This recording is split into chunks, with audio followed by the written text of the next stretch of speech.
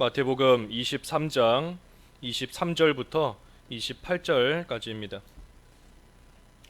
화 있을진저 외식하는 서기관들과 바리새인들이여, 너희가 박하와 회향과 근체의 11조는 들이되 율법에 더 중한 바 정의와 긍휼과 믿음은 버렸도다. 그러나 이것도 행하고 저것도 버리지 말아야 할지니라. 맹인된 인도자여, 하루살이는 걸러내고 낙타는 삼키는도다. 화 있을진저 외식하는 서기관들과 바리새인들이여, 잔과 대접의 겉은 깨끗이 하되 그 안에는 탐욕과 방탕으로 가득하게 하는도다. 눈먼 바리새인이여, 너는 먼저 안을 깨끗이 하라. 그리하면 겉도 깨끗하리라. 화 있을진저 외식하는 서기관들과 바리새인들이여, 회칠한 무덤 같으니 겉으로는 아름답게 보이나 그 안에는 죽은 사람의 뼈와 모든 더러운 것이 가득하도다. 이와 같이 너희도 겉으로는 사람에게 옳게 보이되 안으로는 외식과 불법이 가득하도다. 제목은 외식하는 자에 대한 경고입니다. 외식하는 자에 대한 경고. 오늘 마태복음 23장에 쭉 보면 이 반복적으로 화 있을진저 외식하는 서기관들과 바리새인들이여 그랬습니다. 그래서 외식하는 여러 가지 모습들이 본문에 나와 있는데, 특별히 오늘 23절부터 28절까지 이 세 가지 우리가 좀 함께 상고하고 또 증거하려고 합니다. 이 어떤 모습이 외식하는 모습인가? 그 23절 읽어주십시오. 23절 화 있을진저 외식하는 서기관들과 바리새인들이여, 너희가 박하와 회향과 근체의 11조는 들이되 율법에 더 중한 바 정의와 긍휼과 믿음은 버렸도다. 그러나 이것도 행하고 저것도 버리지 말아야 할지니라. 화 있을진저 외식하는 서기관들과 바리새인들이여, 너희가 박하와 외향과 근체의 11조는 들이되 율법에 더 중한 바 정의와 긍휼과 믿음은 버렸도다. 이 지금 11조 생활을 잘하고 있습니다. 11조 생활을 얼마나 잘하는지, 이 박하와 외향과 근체, 이것들은 그 식물이에요. 식물인데 이 식물에 대한 11조까지 하나님 앞에 바칠 정도로 이 큰 것에 대한 11조뿐만이 아니라 작은 거, 보잘것없는 거 하나를 얻었을지라도 감사하는 마음을 가지고 그것에 대한 11조를 바칠 정도로 이 지금 11조 생활을 잘하고 있는 겁니다. 하지만 율법에 더 중한 바 정의와 긍휼과 믿음은 버렸도다.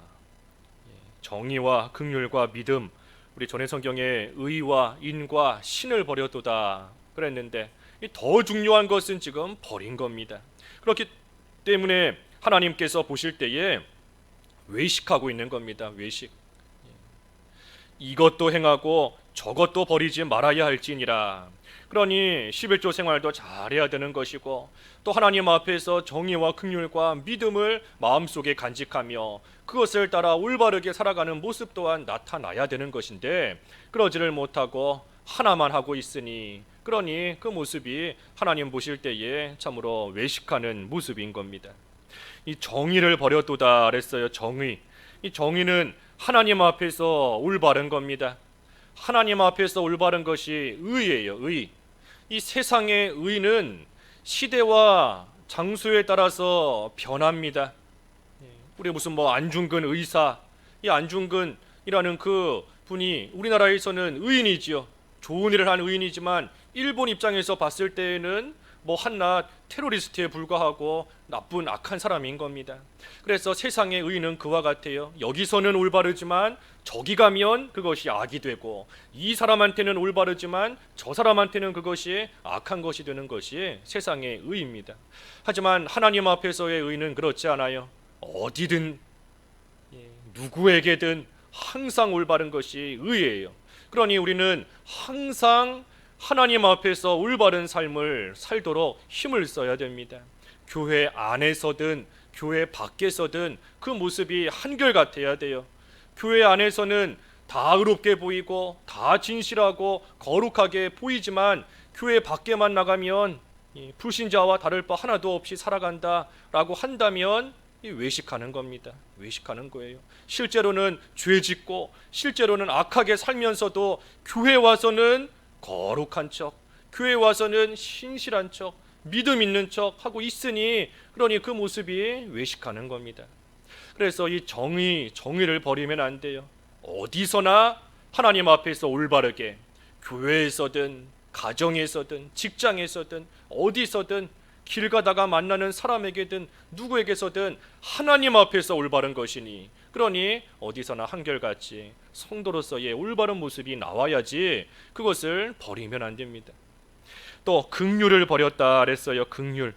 이 긍휼은 불쌍히 여기는 것이 긍휼입니다. 불쌍히 여기는 것. 그래서 우리가 다른 사람을 좀 불쌍히 여길 줄 알아야 됩니다. 다른 사람 죄 짓는 모습을 볼 때에 저 사람 죄 지었다 하며 정죄할 것이 아니라 좀 긍휼히 여겨야 돼요. 그 죄에 대해서 분명히 하나님의 심판이 따라올 텐데 그 하나님의 무서운 심판을 어찌 감당하려고 저렇게 죄 짓고 나가는가, 좀 불쌍히 여기는 마음이 들어야 되는 겁니다.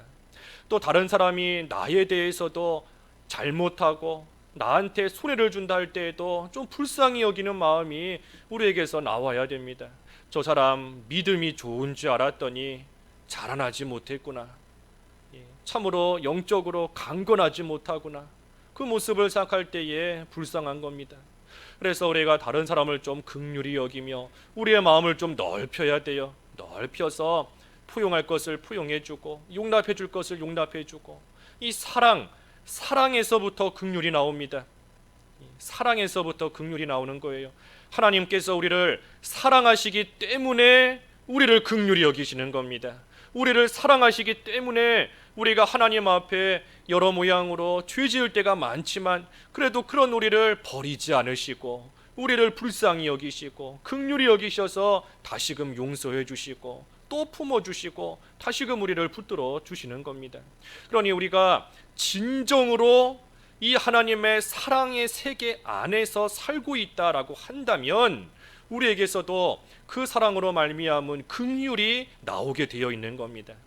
그런데 그 하나님의 사랑 안에서 살지 않으면서 그러면서 사랑하는 척, 사랑의 세계에서 살지 않으면서 불쌍히 여기는 척 하고 있으니 그것이 외식하는 겁니다. 외식하는 것. 그래서 긍휼을 버렸다 그랬어요. 긍휼을 버렸다. 또 믿음을 버렸다 그랬습니다. 믿음. 이 믿음. 우리가 믿음을 버리면 안 됩니다. 우리가 믿음 위에 굳건히 서야 되는데 또 우리가 당하는 여러 가지 큰 산과 같은 환난을 당할지라도 우리가 믿음으로써 그 모든 환난을 이기며 나아갈 수 있는 것인데 우리가 이 믿음을 버리면 아무것도 안 됩니다. 아무것도 안 돼요. 그래서 믿음, 하나님을 믿는 믿음, 하나님을 믿으라 그랬는데 하나님을 의지하고 하나님을 좀 신뢰하고 하나님께 소망을 두고 하나님을 믿는 믿음으로 우리가 살아가야 됩니다. 우리가 금년 안에 이 표어로 삼은 것이 스가랴 7절의 말씀이지 않습니까? 큰 산아 내가 무엇이냐, 내가 스룹바벨 앞에서 평지가 되리라. 그러면서 우리가 요절로 정한 것이 4장 6절과 7절인데 우리가 요절은 다 외워야 돼요. 우리가 한 해 동안 이 요절을 같이 외우면서 같이 붙잡고 한 말씀 안에서 우리가 교회와 또 우리 각자 세워져 나가는 그러한 올 한 해가 돼야 되는데 우리 한번 스가랴 4장 6절과 7절 외워볼까요? 만군의 여호와께서 말씀하시되 이는 힘으로 되지 아니하며 능력으로 되지 아니하고 오직 나의 영으로 되느니라. 큰 산아 내가 무엇이냐, 내가 스룹바벨 앞에서 평지가 되리라. 그래서 우리가 큰 산을 만날지라도 예수 그리스도로서 평지가 되는 것이고 우리에게 산 믿음이 있으면 산이 옮겨지는 하나님의 능력의 역사 가운데 또 평지가 되는 겁니다. 그러니 우리가 이 믿음을 버리면 안 돼요. 하나님을 믿지도 않으면서 하나님을 의지하지도 않으면서 신뢰하지도 않으면서 그러면서 겉으로만 잘 믿는 척, 하나님 정말로 의뢰하지 않으면서 겉으로는 열심히 기도하는 척, 열심히 하나님 섬기는 척, 그거 다 외식하는 겁니다. 책망과 꾸짖음 받을 수밖에 없는 모습이에요. 그래서 이 세 가지 율법에 더 중한 바 정의와 긍휼과 믿음은 버리고 그러면서도 11조만 잘 드린다라고 해서 그것이 하나님을 기쁘시게 해드리는 그러한 모습이 될 수 없습니다. 하나님께서 우리에게 요구하시는 것이 세 가지가 있습니다. 그 미가서 6장 8절에 보면 하나님께서 우리에게 요구하시는 것 세 가지. 먼저는 공의를 행하고 인애를 사랑하며 겸손히 하나님과 동행하는 것이다 그랬습니다. 미가서 6장 8절에 공의, 우리가 공의를 행하기를, 정의를 행하기를 하나님께서 우리에게 요구하시는 겁니다. 인애를 사랑하기를, 사랑을 좀 베풀고 긍휼을 좀 베풀며 살아가기를 우리에게 요구하시는 거예요. 겸손히 주와 동행하기를, 우리가 하나님을 믿으니 하나님을 따라갈 수 있는 겁니다. 하나님을 신뢰하니 하나님께서 우리를 어디로 이끄시든 우리는 그저 겸손히 낮아져서 하나님의 인도를 따라가는, 하나님과 동행하는 그러한 삶이 될 수 있는 겁니다. 그래서 하나님께서 우리에게 요구하시는 것이 이러한 것들인데, 이것은 행하지 않으면서, 이것은 버리면서, 그러면서 외부적으로만 아무리 작은 부분까지 하나님께 11조 드린다 할지라도 하나님께 온전히 인정받을 수 없는 겁니다. 또 반대로 11조는 안 드리면서, 11조 생활은 안 하면서 정의와 긍휼과 믿음을 따라 살아간다 하는 것도 하나님께서 기뻐하시는 모습이 아닙니다. 말라기 3장 8절에 11조 하지 않는 거 하나님의 것을 도적질하는 것이다 그랬습니다. 11조 생활 열심히 하면 하나님께서 하늘 문을 열고 창고에 쌓지 못할 정도로 많은 것을 부어주신다 하셨지만 11조 하지 않으면 하나님의 것을 도둑질하는 것이니 잘 될 수가 없어요. 그래서 이 두 가지를 다 행해야 됩니다. 여기 23절에 분명히 그랬지 않습니까? 이것도 행하고 저것도 버리지 말아야 된다. 그러니 11조도 하나님 앞에 드리는 생활 잘해야 되는 것이고, 또한 그러면서 정의와 긍휼과 믿음을 간직하며 지키며 살아가는 생활 또한 우리가 버리면 안 돼요. 그 생활도 잘해 나가야 되는 겁니다. 특별히 11조, 이 신약 시대에 들어와서 더 이상 11조 안 해도 된다 하고 주장하는 이 교회들이 오늘날 많이 있습니다. 11조는 구약 시대의 율법이고 신약 시대에는 더 이상 할 필요가 없다 주장하는 사람들이 많아요. 하지만 분명히 이 23절의 말씀에 어긋나는 겁니다. 예수님께서 분명히 이것도 행해야 된다, 저것도 버리지 않아야 된다 그러셨기 때문에 우리가 신약 시대를 살고 있는 지금도 여전히 이 11조 생활은 우리가 바로 해나가는 것이 합당한 겁니다. 그렇기 때문에 성도의 표징 세 가지 가운데 하나가 11조 생활이지 않습니까? 성도이다라고 하면 기본적인 세 가지는 우리가 해야 돼요. 이 세 가지가 가장 기본적인 모습이지 않습니까? 주일 성수, 11조 생활, 그리고 우상의 제물을 먹지 않는 것, 이 세 가지는 예수님을 믿는 하나님의 사람이다라고 하면 기본적으로 나와야 되는 그러한 신앙의 모습인 겁니다. 그래서 11조 생활 잘해야 되는 것이고, 그뿐 아니라 더 중요한 정의와 긍휼과 믿음을 간직하고 지키는 생활 해나가는 겁니다. 24절 맹인된 인도자여 하루살이는 걸러내고 낙타는 삼키는 도다. 하루살이는 걸러내고 낙타는 삼키는 도다 그랬습니다. 하루살이는 이 작은 죄를 가리킵니다. 작은 죄, 작은 죄예요. 반면에 낙타는 이 큰 죄입니다. 큰 죄. 그래서 하루살이는 걸러내면서 낙타는 삼키고 있다. 작은 죄는 짓지 않으려고 애쓰고 있으면서 정작 큰 죄를 짓고 있다 하는 겁니다. 정작 큰 죄를 짓고 있다. 그래서 11조 이 범하는 그러한 죄 안 짓기 위해서 지극히 작은 부분, 식물 하나를 얻어도 그 식물에 대한 11조까지 하나님께 바치며 그 죄 안 지으려고 하면서 정작 하나님의 정의와 긍휼과 믿음은 버리는 더 큰 죄를 지금 짓고 있다 하는 겁니다. 유대인들이 장로의 유전과 그 전통은 잘 지키려고 하면서 정작 더 중요한 예수님의 말씀과 예수님의 가르침은 이 버리는 것과 똑같은 겁니다. 그래서 무엇이 더 중요한지를 모르는 거예요. 뭐가 더 중요한지를 모르고 있는 겁니다. 그렇기 때문에 맹인이다 그랬습니다. 맹인된 인도자여 하루살이는 걸러내고 낙타는 삼키는 도다. 맹인이 봐야 될 것을 못 보는 사람이 맹인이지 않습니까? 눈앞이 캄캄하기 때문에 뭘 보지 못하는 사람이 맹인인 것인데 이 보지 못하니 뭐가 더 중요한지를 모르는 겁니다. 그러면서 지금 살아가고 있는 겁니다. 하루살이는 걸러내고 낙타는 삼키는도다. 물론 이 하루살이도 잘 걸러내면서 먹지 않아야 돼요. 작은 죄라고 해서 우리가 함부로 여기며 작은 죄 지으면 안 됩니다. 하루살이 뭐 얼마나 조그마해요. 이 조그만한 하루살이 한 마리 정도야 먹어도 괜찮겠지. 하지만 그것을 계속해서 먹다 보면 결국은 몸에 탈이 날 수밖에 없는 겁니다. 우리가 작은 죄라고 해서 가볍게 여기면 안 돼요. 이 정도쯤이야, 겨우 이거야, 이것도 죄라고 할 수 있겠는가, 이쯤이야 상관없겠지 하고 죄를 짓고 나아가지만 그것이 결국은 우리에게 큰 믿음의 손해를 주고 하나님 앞에 큰 책망을 받게 만드는 죄인 줄 알아야 됩니다. 그래서 우리가 되지 못한 행동은 걸러내야 됩니다. 걸러내야 돼요. 여기 하루살이는 걸러낸다 그랬지 않습니까? 나에게서 무슨 행동이 나올 때 이 행동이 올바른 행동인가, 올바르지 못한 행동이다라고 하면 걸러내야 됩니다. 내 입에서 말이 막 나오는데 이 말이 하나님의 영광을 가린다, 걸러내야 돼요.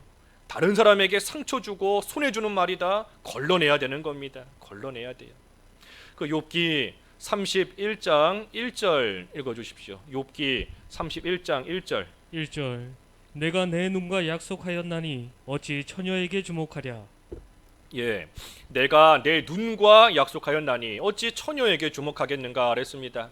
우리가 처녀와 같이 아름다운 여자를 계속해서 보다 보면 알게 모르게 내 속에서 음욕이 생겨나고 그 음욕이 커지면 행동으로, 음행으로 또 이어질 때가 있는 겁니다. 그렇기 때문에 내 눈과 약속하는 거예요. 내가 죄 지을 만한 것은 더 이상 안 보겠다. 눈과 약속하는 겁니다. 내 손과 약속해야 돼요. 내 손으로 더 이상 죄 짓는 그런 행동 하지 않겠다. 내 발과 약속해야 되는 겁니다. 더 이상 나를 죄 짓게 만드는 그러한 환경 가운데로 들어가지 않겠다.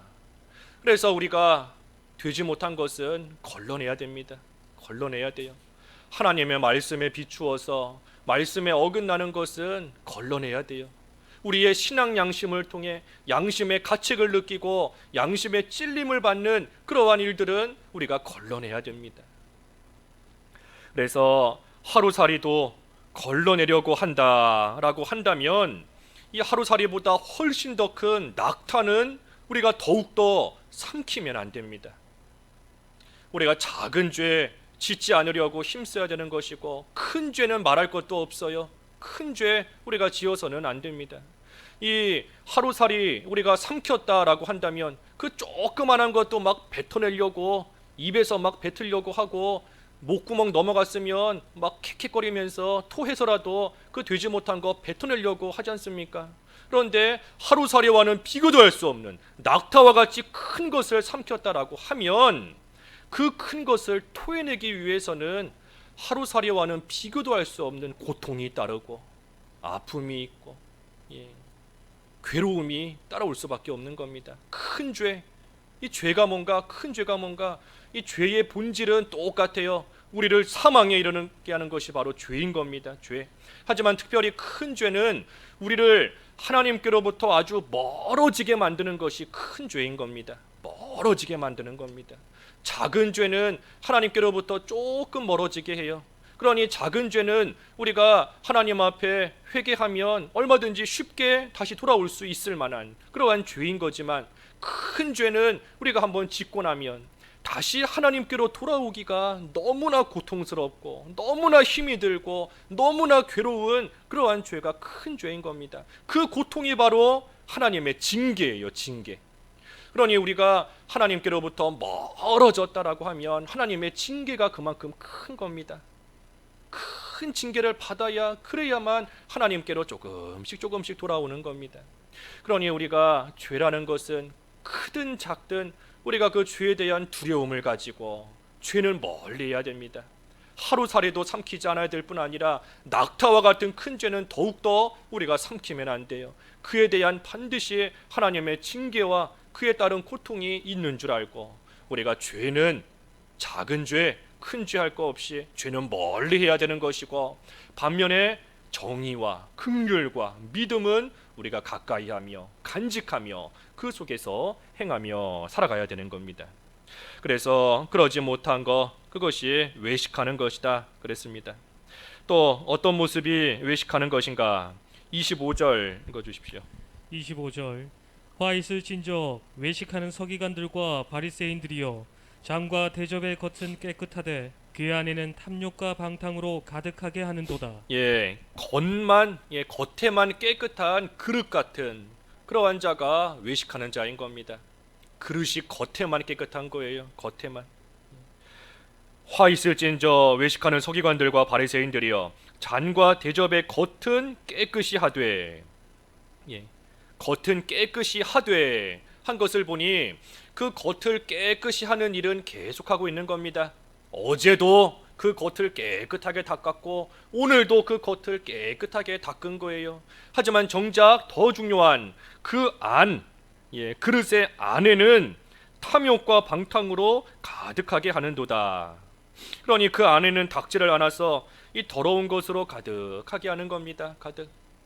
그러니 이 그릇이 겉은 깨끗한데, 겉은 깨끗하고 반질반질 빛이 나는데 사실 그 안에는 시커멓고 더러운 것들이 가득 차 있는 겁니다. 우리가 이 잔과 대접은 그 안에다가 음식을 담기 위해서 만드는 그릇이에요. 그러니 그 그릇, 이 잔이든 대접이든 그 안에다가 물을 담든 음식을 담든 하려고 만든 그릇이니 사실은 겉에보다 그 안에가 더 중요한 겁니다. 그 안이 깨끗해야 그 안에다가 음식을 담을 수 있고 물을 담을 수 있는 겁니다. 그러니 안이 중요한 것인데 그 안은 더러운 대로 내버려 두고 오직 겉에만 깨끗하게 하고 있는 겁니다. 그래서 우리가 사람들의 시선만 의식하고 사람들에게 좋은 모습으로 나타나기만 힘쓰는 것이 이 겉만 깨끗한 그릇과 같은 겁니다. 저 사람이 나를 어떻게 볼까? 내가 다른 사람들에게 어떻게 보일까? 내 평판에 손해가 가지는 않을까? 내 사람들이 가지고 있는 여러 가지 나에 대한 인식이 깨지지는 않을까? 사람들의 시선만 생각하고 사람들에게 보이는 그 모습만 잘 보이려고 어제도 겉을 깨끗하게 닦고 오늘도 겉에만 깨끗하게 닦고 있으니, 그러니 실상은 그 속에 탐욕과 방탕이 가득 차 있으니 그러니 외식하는 겁니다. 외식하는 거예요. 그래서 마음속에 탐욕과 방탕 또 되지 못한 거 가득 차 있을 때 그 속에 있는 것이 결국은 겉으로 나옵니다. 마가복음 7장 23절 읽어주십시오. 마가복음 7장 23절. 23절 이 모든 악한 것이 다 속에서 나와서 사람을 더럽게 하느니라. 악한 것이 우리 속에서부터 나오는 겁니다. 속에서부터 나와서 사람을 더럽히는 거예요. 방탕과 술 취함과 음란과 호색과 이기심, 질투, 시기, 그 모든 것들이 우리 속에서 나오는 겁니다. 속에서. 그러니 아무리 겉을 깨끗하게 닦는다 할지라도 그 속에 더러운 것이 가득 차 있는 이상 그 속의 것이 겉으로 나오게 되는 때가 있습니다. 언젠가는 나오게 되어 있어요. 언젠가는. 화를 잘 내는 사람이 평소에는 다 웃으며 평소에는 평안하고 즐겁게 보이지만 그 속에 있는 분노와 화가 언젠가는 나올 때가 있습니다. 그릇을 한번 누가 와서 발로 툭 치면 그 그릇 속에 있는 것들이 다 쏟아져 나오는 것처럼 누가 와서 한번 발로 쳐보면 그 사람 속에 있는 게 쏟아져 나와요. 평소에는 좋아 보였지만, 평소에는 선한 사람 같아 보였지만, 누가 와서 한번 툭 건드려 보니, 누가 와서 한번 쿡 찔러 보니 그 속에 있는 되지 못한 것이 막 넘쳐 흘러 나오는 겁니다. 그러니 우리의 속이 깨끗해야 돼요. 우리의 마음속이 깨끗해야 되는 겁니다. 여기 26절 읽어주십시오. 26절. 26절 눈먼 바리새인이여 너는 먼저 안을 깨끗이 하라. 그리하면 겉도 깨끗하리라. 그러니 눈먼 바리새인이여 너는 먼저 안을 깨끗이 하라. 그리하면 겉도 깨끗하리라 그랬습니다. 그래서 눈먼 자다 그랬어요. 눈먼 자. 그러다니 더러운 것은 못 보고 겉이 깨끗한 것만 보고 있으니 그러니 눈이 먼 겁니다. 눈이 멀었어요. 되지 못한 것은 못 보고 내 속에 지금 더럽고 추한 것이 가득 차 있는 것은 못 보고 있으니 그러면서 그저 남들에게 인정받고 있다, 남들에게 칭찬받고 있다, 그것만 바라보고 있으니 그러니 눈이 먼 겁니다. 눈먼 자. 그래서 자기 자신에 대해서 이 무지, 자기 자신을 모르는 게 눈먼 겁니다. 아까 맹인이다 그랬는데 맹인, 자기 자신을 모르는 게 맹인이고 눈먼 거예요. 내 속에 뭐가 있는지, 내가 지금 하나님께 인정받을 만한 모습으로 살고 있는지, 아니면 그저 사람들 눈속임으로, 사람들 앞에서 칭찬받는 모습으로 사는 것으로 만족하며 사실은 내 속에 온통 더러운 것이 가득 차 있는 그런 모습으로 살고 있는지 자기 자신을 모르는 게 맹인인 겁니다. 눈먼 자예요. 그래서 너는 먼저 안을 깨끗이 알아. 그리하면 겉도 깨끗하리라. 그래서 내 안에 지금 뭐가 있는지를 먼저 알고 먼저 내 안을 깨끗하게 해야 돼요. 내 안을. 그리하면 겉도 깨끗해진다 그랬습니다. 앞에 마태복음 12장 35절 읽어 주십시오. 35절. 12장 35절. 35절. 선한 사람은 그 쌓은 선에서 선한 것을 내고 악한 사람은 그 쌓은 악에서 악한 것을 내느니라. 예, 쌓은 것이 나오는 겁니다. 쌓은 것이. 그 속에 선한 것이 쌓여 있으면 그 선한 게 겉으로 나오는 것이고, 악한 것이 쌓여 있으면 그 악한 것이 이 겉으로 나오는 겁니다.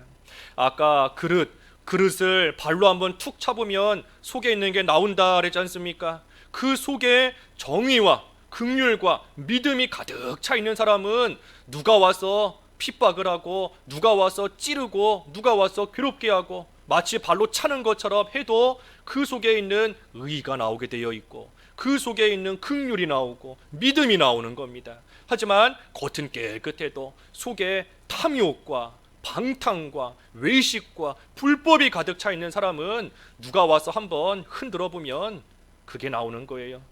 속에 있는 게 나오는 겁니다.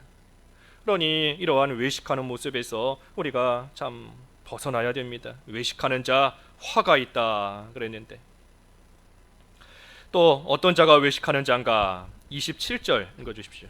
27절. 화 있을진저 외식하는 서기관들과 바리새인들이여, 회칠한 무덤 같으니 겉으로는 아름답게 보이나 그 안에는 죽은 사람의 뼈와 모든 더러운 것이 가득하도다. 예, 회칠하는 무덤 같은 자, 회칠한 무덤 같은 자가 또 외식하는 사람인 겁니다. 회칠하는 무덤. 이 무덤이 있는데 무덤 겉을 딱 회로써 발라놓은 겁니다. 회칠해 놓은 거예요.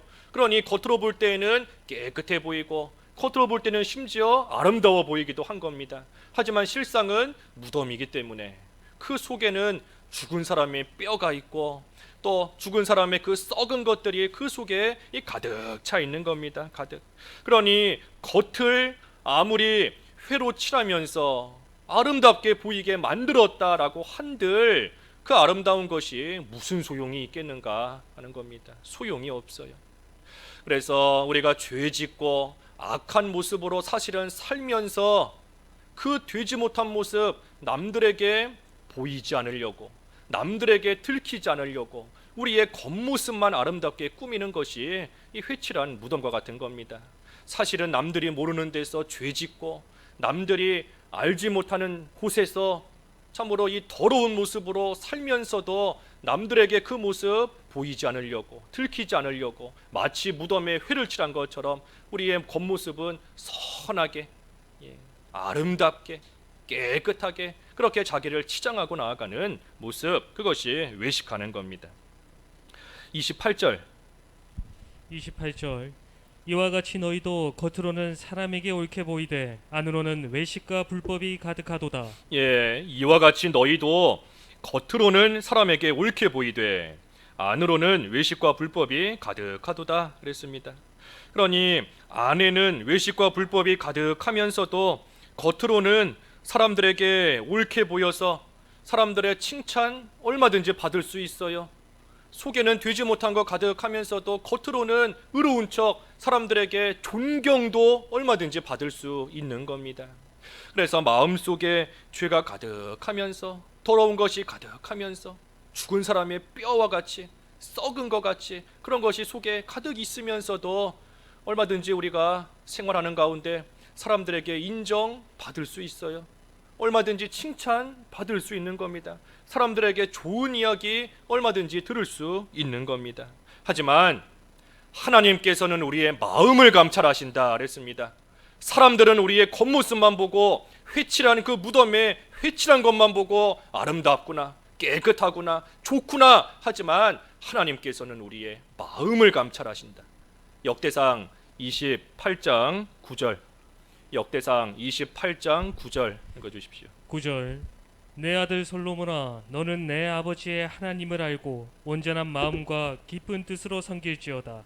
여호와께서는 모든 마음을 감찰하사 모든 의도를 아시나니 내가 만일 그를 찾으면 만날 것이요 만일 내가 그를 버리면 그가 너를 영원히 버리시리라. 예, 하나님께서 우리의 마음을 감찰하신다 그랬습니다. 감찰. 예, 감찰하는 사람이 뭐 대충 보겠어요? 그냥 눈으로 한번 이렇게 훑어보고 다 감찰했다 하고 가겠습니까? 세세한 곳까지, 작은 부분까지 하나하나 다 살펴보는 겁니다. 하나님께서 우리의 마음을 감찰하시고 우리의 의도를 아신다 그랬어요. 의도를 아신다. 지금 저렇게 행동하는 것이 진정으로 하나님을 사랑하는 마음에서 나온 것인지, 아니면 그저 사람들에게 좋게 보이려고, 사람들에게 칭찬받으려고 저런 행동을 하는 건지, 하나님께서 우리의 그 의도를 다 아시는 겁니다. 다 아세요.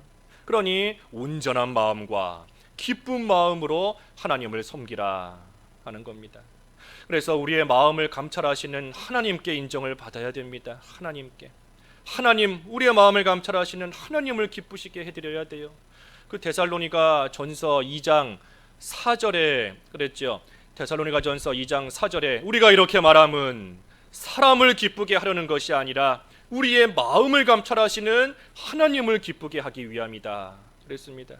그러니 우리도 우리의 마음을 감찰하시며 우리의 모든 것을 아시는 하나님을 기쁘시게 하는, 하나님께 인정받는 그러한 삶이 되어야 됩니다. 이 종들이 주인에게 칭찬받지 못하면서 종들끼리 너 참 좋은 종이다, 너 참 열심히 하는 종이다, 너 참 대단한 종이다, 아무리 자기들끼리 칭찬한다 한들 주인에게 칭찬받지 못하면 소용없는 겁니다. 우리의 마음을 감찰하시는 하나님께 우리가 인정을 받아야지, 하나님께 인정받지 못하면서 사람들에게 너 참 좋은 사람이다, 너 참 믿음 있는 사람이었구나, 너 참 깨끗한 사람이구나, 백날 사람들에게 인정을 받는다 할지라도 사람들은 우리의 이 겉모습밖에는 몰라요. 내 속에 뭐가 있는지 모르는 겁니다. 그 무덤 안에 뭐가 있는지, 회칠한 무덤 속에 뭐가 있는지 사람들은 몰라요. 그저 겉으로만 보이는 모습 보고 백날 첫날 칭찬하고 인정한다 할지라도 우리가 하나님을 기쁘시게 해야 되지 못하고 하나님께 인정받지 못하면 사람의 인정 아무 소용없습니다. 아무 소용없어요. 그래서 우리가 이 회칠한 자와 같은 그러한 가운데서 우리가 벗어나야지. 그러지 못하면 주인에게 인정받지 못하는 종이 결국에는 벌을 받을 수밖에 없는 것처럼 우리도 하나님께 인정받지 못하면 결국은 벌 받을 수밖에 없습니다. 그 뒤에 33절에 그랬죠. 33절에 뱀들아, 독사의 새끼들아. 외식하는 자를 가리켜서 독사의 새끼야 이런 겁니다. 독사의 새끼들아. 이 독사가 겉으로 보면 뭐 그냥 뱀같이 보이고 멀쩡해 보입니다. 하지만 사실은 그 속에 독을 품고 있어요. 독을 가지고 있기 때문에 언제든 때가 되면 그 독을 내뿜어서 다른 짐승에게 손해를 주고 사람에게 큰 손해를 주는 것이 이 독사지 않습니까? 외식하는 자가 이와 같은 겁니다. 외식하는 자가 평소에는 멀쩡해 보이고 평소에는 잘하는 것 같아 보이지만 사실은 그 속에 더러운 것이, 남에게 손해 주는 것이, 죽이는 것이 그 속에 가득 차 있는 겁니다. 그래서 그러한 자들, 뱀들아, 독사의 새끼들아, 너희가 어떻게 지옥의 판결을 피하겠느냐? 이 지옥의 판결을 받을 수밖에 없다는 겁니다. 받을 수밖에 없어요. 그래서 우리는 예수님을 믿음으로써 우리는 지옥 갈 자들은 아닙니다. 우리는 지옥 가지 않아요. 하지만 지옥의 판결과 같이 이 세상 살아있는 동안 지옥과 같은 그러한 고통과 그러한 아픔과 그러한 괴로움을 하나님의 징계 가운데 받을 수밖에 없는 겁니다. 그래서 우리가 참으로 우리의 마음을 먼저 깨끗하게 해야 그 깨끗한 마음에서부터 깨끗한 행위와 깨끗한 모습과 삶이 나오는 겁니다. 우리의 마음을 깨끗하게 해야 돼요. 그래서 결론적으로 우리의 마음과 영을 새롭게 하는 그러한 삶을 우리가 살아가야 하나님 앞에서 참으로 진실된 자로서, 신실한 자로서 인정을 받을 수 있는 것인데, 이 어떻게 해야 마음과 영을 새롭게 할 수 있는가? 이 먼저는 죄를 멀리해야 됩니다. 죄를 멀리해야 돼요. 에스겔 18장 31절, 에스겔 18장 31절 읽어주십시오. 31절 너희는 너희가 범한 모든 죄악을 버리고 마음과 영을 새롭게 할지어다. 이스라엘 족속아 너희가 어찌하여 죽고자 하느냐. 예, 마음과 영을 새롭게 해야 되는데 그러기 위해서는 이 죄를 버려야 됩니다. 죄를 던져버리고 그 죄를 멀리해야 돼요. 그래서 내 속에 있는 죄, 내 속에 있기 때문에 남들은 모릅니다. 나만 알아요. 나만 알고 하나님만 아시는 겁니다. 내 옆에 있는 남편도 아내도 내 부모도 자녀도 몰라요. 나만 알고 있는 내 속에 있는 죄, 하나님만이 아시는 그 죄를 찾아서 던져버려야 됩니다. 그 죄를 멀리해야 돼요. 그래서 하나님 앞에 회개하고, 그리고 나서 이제는 참으로 하루살이와 같이 작은 죄든 낙타와 같이 큰 죄든 그것이 우리 마음속에 들어오려고 할 때마다 그것을 걸러내야 됩니다. 걸러내야 돼요. 다시는 내 안에 들어오지 못하게. 우리가 이 물 마실 때도 이 물컵 안에 무슨 먼지가 들어있다라고 하면 그냥 그대로 마시지 않지 않습니까? 먼지를 다 걸러내고 깨끗한 물만 마시는 것처럼 우리 속에 어떤 생각이 들어오고 여러 가지가 들어올 때에도 우리가 걸러내야 돼요. 하루살이 같은 거 걸러내야 되고 낙타 같은 거 걸러내고, 그래서 깨끗한 것만이 우리 안에 들어오도록. 그래서 죄를 멀리해야 되는 겁니다. 싸워서 이겨야 될 것은 싸워서 이겨야 됩니다. 또 피해서 이겨야 될 것은 피해서 이겨야 돼요. 그 요셉과 같이 요셉이 보디발의 아내에게 유혹을 받았지 않습니까? 하지만 그때에도 내가 하나님 앞에 어찌 이런 악을 행할 수 있겠는가? 보는 사람이 없을지라도 하나님 앞에서 하나님을 의식하며 하나님 앞에서 죄 짓지 않으려고 행했던 그 모습, 우리가 피할 것은 피하고 싸워서 이길 것은 이겨야 되는 겁니다. 그래서 죄를 멀리해야 돼요. 그러고 난 다음에는 어떻게 해야 되는가? 하나님의 은혜를 구해야 됩니다. 하나님의 은혜. 시편 51편 10절, 시편 51편 10절 읽어주십시오. 10절 하나님이여 내 속에 정한 마음을 창조하시고 내 안에 정직한 영을 새롭게 하소서. 예, 하나님의 은혜를 구해야 됩니다. 하나님께서 내 마음과 영을 새롭게 하시고 정직하게 해달라고 하나님의 은혜를 구해야 돼요. 우리가 비록 지금까지 외식하는 모습으로 살아왔다 할지라도 우리가 하나님의 은혜를 구할 수 있고 또 구해야 됩니다. 나 같은 자가 어찌 하나님 앞에 나갈 수 있는가? 나 같은 자가 어찌 감히 하나님의 은혜를 구할 수 있는가 하는 생각이 들 수 있지만, 그래도 우리의 신분을 생각해야 됩니다. 우리는 예수님의 십자가 보혈로서 깨끗하게 씻김 받은 자입니다. 그러니 비록 내가 내 모습을 볼 때에는 하나님의 은혜를 구하며 주님의 보좌 앞으로 나아갈 수 있는 자격이 없어 보이지만, 그래도 나를 위해 십자가에서 죽으신 그 예수님을 의지하며 예수님의 십자가 공로를 굳게 붙잡고 의지하며 우리는 하나님 앞에 나아갈 수 있어요. 또 나아가서 은혜를 구할 수 있는 겁니다. 그러니 우리 자신이 비록 악하고 외식하는 모습으로 살아왔을지라도 예수님의 공로를 의지하며 하나님께 은혜를 구해야 돼요. 내 마음과 영을 새롭게 해달라. 이제는 이 외식하는 모습에서 벗어나 깨끗한 모습으로 깨끗한 마음으로 영으로서 하나님과 함께 통행하기를 원합니다. 은혜를 베풀어 주시옵소서. 은혜를 구해야 되는 겁니다. 그리고 마지막으로는 어떻게 해야 되는가? 오늘 본문의 말씀처럼 세 가지 정의와 긍휼과 믿음을 잘 지켜야 됩니다. 정의와 긍휼과 믿음을 잘 간직하고 지켜야 돼요. 하나님 앞에서 올바른 모습으로 또 긍휼히 여기는 마음으로 하나님을 믿는, 신뢰하는 믿음의 굳건히 서서 모든 것을 행하며 나가야 됩니다.